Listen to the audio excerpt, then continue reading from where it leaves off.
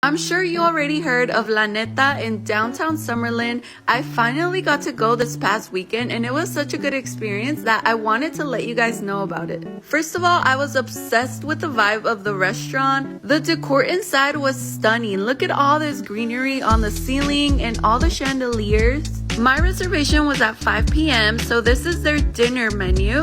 They had a lot of really good botanas. They also had a for the table menu and of course the big effin' tacos. I did not order any of those, but I'm sure you've seen it on TikTok before. We started off with chips and salsa. We also ordered guacamole and it was so delicious and creamy. We got the calamari as a botana and it was super tasty. We ordered the mojo shrimp and the grits on there were so flavorful. We also got the seafood poblano and 3 of us got the lobster enchiladas and I was so obsessed. They were so yummy. We also got the carne asada tacos. The meat was grilled on the outside but still tender and red on the inside. Super tasty. I can't wait to go back and try out their brunch. You need to try this place out.